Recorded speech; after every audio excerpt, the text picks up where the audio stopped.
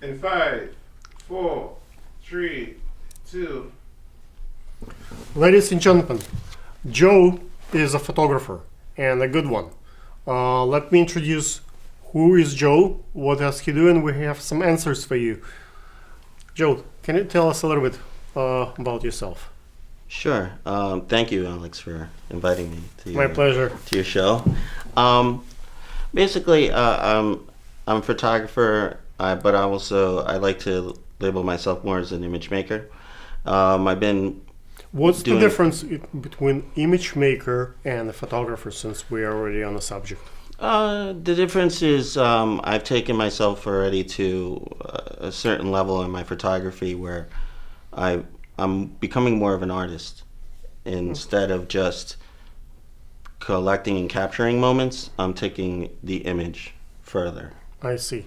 Most of the artists, people who paint and draw, and at some point, once they learn professional how to be an artist, they kind of went to the photography. So you kind of reverse engineered from photography. You went towards the art. I see. Yeah. I kind of started off basically getting into image making because I started off in production and film, actually. I work with the independent filmmaker, and we kind of mixed up, collaborated from there. Mm-hmm. But I ended up finding a love for photography on its own because Okay. I did want to do that. So that's where I sprung from there. But a lot of people know how to, let's say, take a basic video or take a basic picture.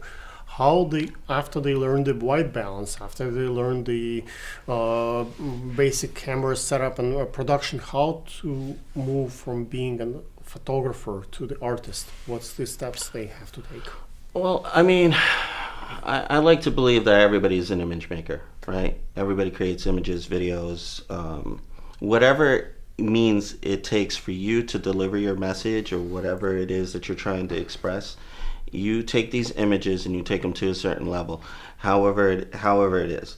Obviously you're gonna get to the point where you have the best lenses, you're gonna have the camera that you wanted, but you're missing that one little X factor, which is how am I elevating it from capturing an image to express to a form of expression. So, and the best way to do it is really to step back and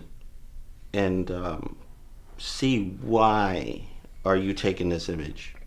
That's where you start. Don't you ask your question in the first place? Which image should I take first before you asking why did I took it?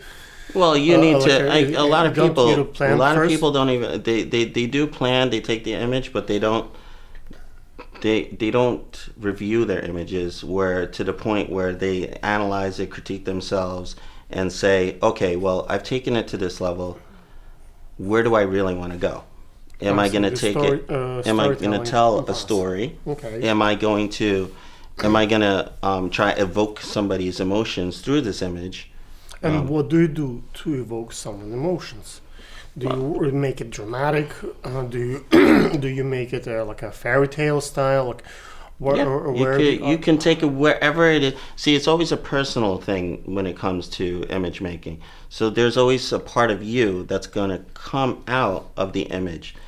Your thought process, your background, your upbringing, your specific experiences. that you can give an example or that could be done in order to make image artistic? Well, I mean, you definitely can use after editing tools like Photoshop to bring out something. But that's after. I'm talking about, let's say, when I'm taking an image. Let's say if I use my phone next to my lens, Right. I get a reflection and it becomes a little bit more artistic. Right. Or I use my hand next to my lens, and it will make it a little blur and warm it up, so the colors becomes off the focus, and it gets a little bit more artistic look. So I have, let's say, a crystal ball that I put in front of the camera Right. lens, and it turns. You have a bit of glare, and then it gives a I haze play or with the something. lights in different positions. I have particular process what I do in order to make it artistic. Is there any advice that you have? Well, I mean, I would say definitely have your inspiration points. So, you want to do a little bit of research on what it is, the look that you're trying to achieve, right? So if For example, for example, let's say you like a fairy tale esque looking yes, type of images. I So take you want to like a big close of a garment and I throw it and I later on use it, or I use little bakir later and add it so it's to cover, let's say, unpleasant part of the street, or right. enhance Well, the image. you would do multiple images. You could do multiple images. You could take, let's say, it's a gown, and you want it to look bigger, larger than life. So then you would take a couple of shots where the dress is, but Phone. keep in mind you have to keep the subject in the same spot, and preferably try to mount your location so this way you're So just tripod yeah. will So help. you mount down your shot. Once you solidify your shot after you tested it, shoot a couple of them, bursts. Usually somebody will throw up the Different, maybe the gown, exposure, play with different exposure, play with focus the lengths. exposure, but don't change the frame, because once you change the frame, then in your post editing you'll have more difficulty trying to line everything up, and especially when it comes to blending in. Right, it's different from Yeah. 360-degree when you doing a number of Right. location shots and glue them together. Exactly. It has So- to stay in focus. Okay. Exactly. So it's compositing. It's basically what you're doing. You're compositing the image. So this way you'll have layers, and then you can simply take those layers, blend them in, erase, clone things out, and give it a little more epic, if you want to Epic use that look. term. Okay. Epic look. So you have like something up front, something Foreground, further, and the subject in background the middle, you shoot ground, separately. background. So then when you put them all together, you have everything pretty much in focus rather than blurred out. Okay. Yeah, it depends on people's style. Some people like shallow depth of field. I'm sure if you're familiar with photography, you should know that. Yeah, we're talking to sophisticated folks. They know what's depth of field. So you'll have that.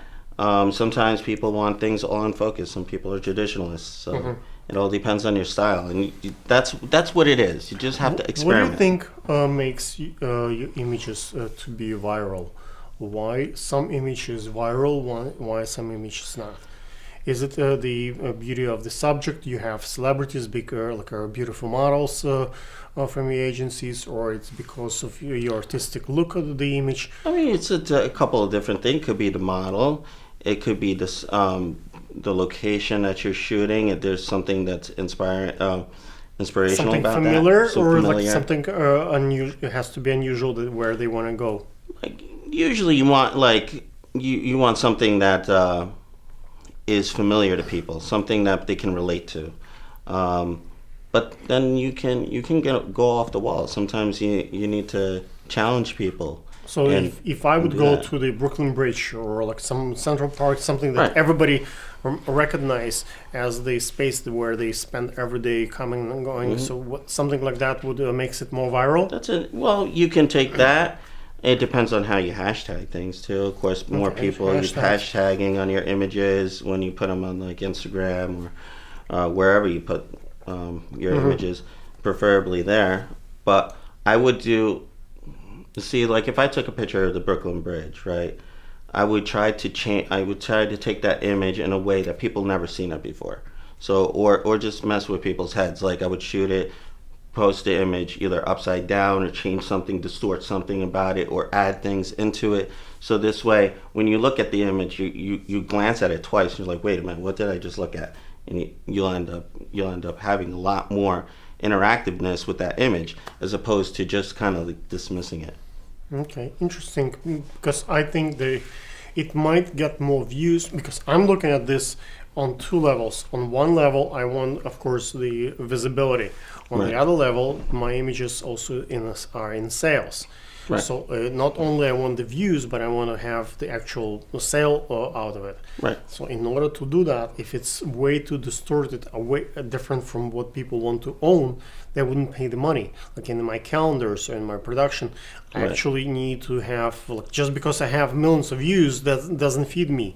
Right. But if I have, let's say, 100,000 sales, that's something. Well, I mean, it that's, depends on the purpose of what you're trying to do. If you're trying to sell a piece, let's say you just want to be able to sell a black and white image of the Brooklyn Bridge that people would be familiar with, and you shoot it in your Every style. that's it. photographer, I don't think we have a photographer in New York City who don't have an image of Brooklyn Bridge.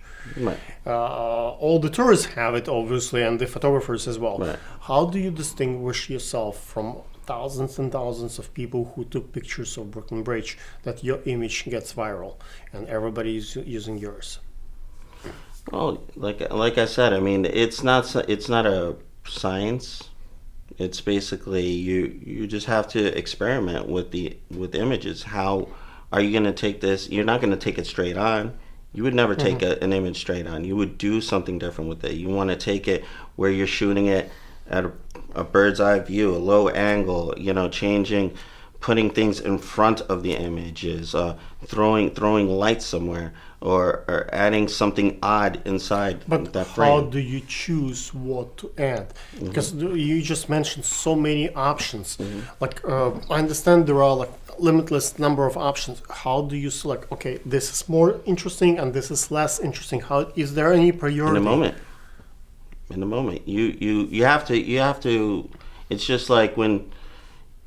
Is there like a mathematical formula that okay, this, let's say, distortion gets me extra thousands of views, or and the, let's say, lower angle gets me so much more appeal? Like, is there like any numbers behind those options?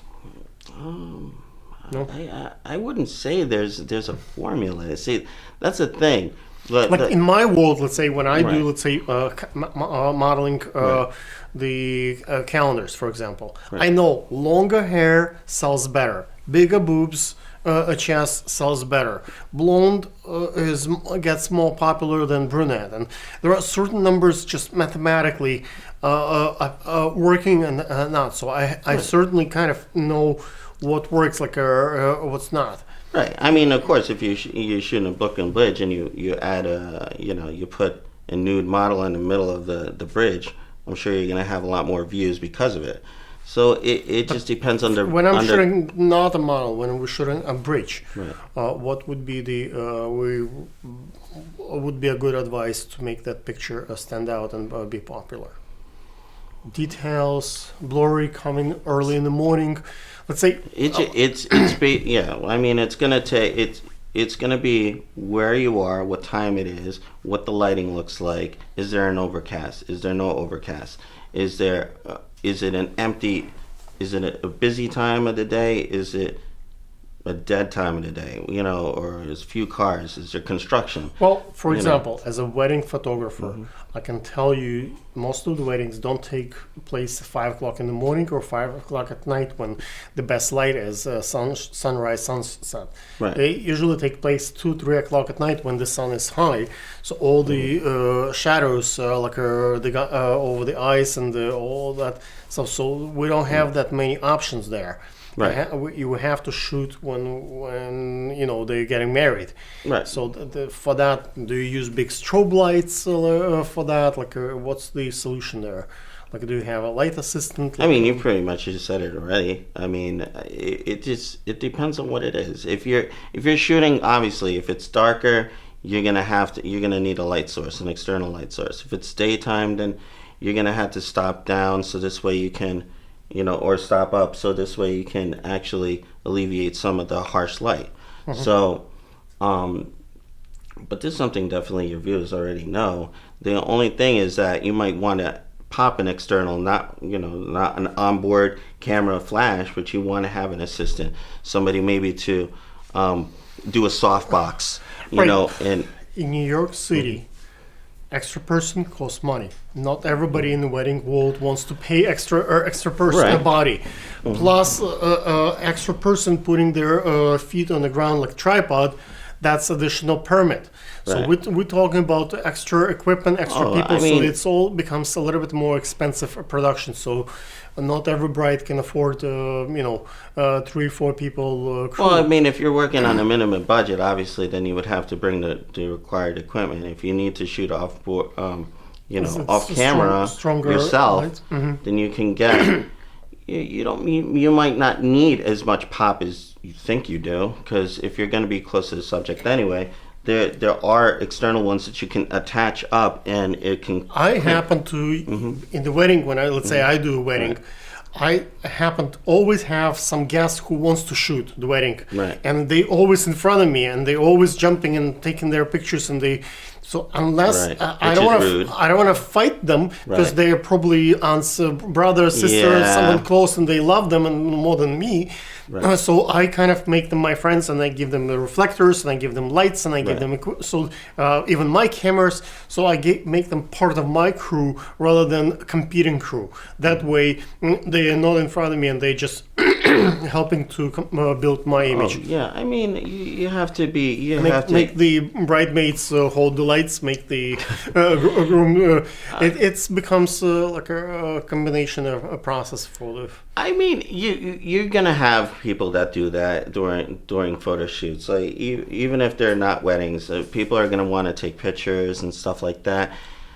You just have to be Nice. be nice about it. That's all. You can't be a jerk. You have to be nice and understand this is a special moment. They just want to capture it, but then at the same time, you just have to let them But you understand still have the that job to do. You have a job to do. They don't care, and when the they bride pay pays you, she wants to see good, proper images. She doesn't care what kind of obstacles you have. She wants at the minimum amount of money, the maximum amount of. Look, I've had brides where they've gone. I gave them the signal. I was like, and the bride's like, "Mom, we got this. We got this. That's what I'm paying them for." And that's what ends up happening. And then the mom backs up. You get the bride on your side helping you out. Yeah, I mean, most of the time, like if I'm on location with the main photographer, what I end up doing is I try to become like a liaison. So I just I try to buffer, so make sure like, hey, okay, this is what we're gonna do, whatever, and we're gonna go here, and he's gonna try to he's changing things up. So there's always constant communication. So you're going explaining on. what's taking place, and that helps them to understand. Puts that, them at ease. Yeah. So this way, especially a bride doesn't want to think about anything. Right, she wants to enjoy her day. The last thing is she wants to make pose decisions. She makes decisions extra than she was already. She's making big decision on that day already. So it's Absolutely. okay. It's at that point when it's weddings is a completely different monster.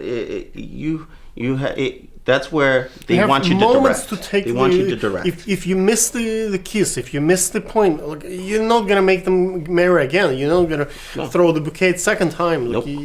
you have to get those moments right. At that moment. Yeah, if you miss the moment, then they're gonna have a problem. So you have to know when to take your punches. So sometimes you're gonna have like, you know what, I need this shot. So I'm just gonna go and I'm gonna take the shot, and I might come off a little bit more aggressive on this, but at the end of the day, when they see the pictures, it's gonna be a different story. They're gonna be happy, as opposed to me being shy, backed up, and then I don't get any of the shots that I need, and then they're gonna complain on the back end. So you need to you build your reputation, you build your credibility, and then during the wedding you actually spend that reputation, and you take that reputation online, and you tell them, no guys, we're gonna do this and this and this now. And sometimes you have to fight with a filmmaker, because the filmmaker also wants to direct their own line of video that they're doing. So the photographer has to step aside for them, and sometimes filmmaker. Absolutely. So And both teams sometimes work together. Sometimes they're competing for the attention, especially if very limited. Well, they both have a job to do, right? They both are trying to accomplish the same thing, except one's trying to do filmmaker thinks film. he's the most important guy in the production, and the photographer thinks that he has the job to do. So if it's not the same crew, sometimes those team fight for the right moment. Yeah, no, I mean, I think it's important when it's a project like that, basically a client like that, you need to, Introduce even them. if you are not working for the same company, you need to communicate. You need to say, hey, introduce yourself. Okay, I'm the photographer. You know, you're the director of the video team. So let's talk about this. And this way, At the end of the day, it's you're gonna limited have amount everything. of tips. So they're gonna give tip everybody equal, or they will just give someone who they like the most. So Right. you need to understand to know how to be favorite. You have to be in the- respectful to people that you're going to work with. You Right. know, you always have to have a professional. You need to be professional. You need to regard that person with respect. And then usually, on the normal, you end up with people that will play back with you. But if they don't, if they feel disrespected, then that's when their resistance comes in, and then it's not going to be a nice flow for that wedding. Right. You know, and the same thing happens with photo shoots and productions and stuff like that. You need to be communicating. Okay. I've done plenty of fashion shoots where I've come into it. I And- always felt that you need a little bit of arrogance in that sense. You need to like come across a little bit of like I know what I'm doing and just Right. follow back my off. follow my Right. my lead. Because if you coming as a nice guy, you actually pushed aside by the makeup and hair and the friends and all the Oh, yeah. the family and the other folks, and your images don't stand out at the end. So you need to have a little bit of confidence Yeah. in your lead, whether you're a Oh. filmmaker or photographer on this side. Absolutely. When it comes to, especially, I've had a lot of experience in fashion shoots, and what I always find is important is you always have to establish who's the creative director on this. Who's the creative director? it's line of- it's and like then army. goes down. Okay, so I've been on shoots where say, okay, this person's the creative director. So I'm like, okay. So he's gonna give me the resources. He's gonna tell me what his spreads are. I'm gonna know what shots I'm gonna take. He's gonna direct me as to completing Right. this task. That is how you have to look at it. But some people throw the term creative director around like it's nothing. And then the floor manager doesn't listen to the person, and the Right. gaffer doesn't know who is the creative director, and the designer has her Yeah. own perception, Then and the models, stylist is throwing in her and- ideas and trying to control the situation, and then it's nobody's leading. So then everybody's trying to lead, but Yeah. at the same time, it's so many visions. At the exactly. So there's too many cooks, trying to execute the same different vision in their own way. So a lot of times, I've been in situations. I've been hired to do something. They tell me there's a creative director. There really is no creative director. The creative director has no idea what they're doing. They're Really? just like, I go, yeah. It's like usually like a cousin or a friend or and it's Someone just they like, trust. yeah. And then what happens is when it comes to the day of the shoot, it's chaos.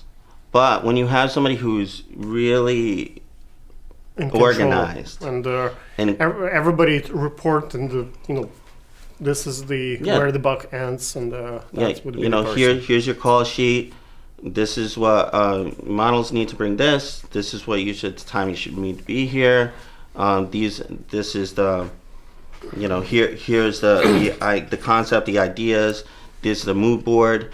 These are the shots that I need. So Right. that's it. Usually in production, there are many executive directors who spend the money. There are many assistant producers who are assisting, but there is only one producer, basically the one person that collects all the money, all the ideas, all the input, and from that particular person to his assist through his floor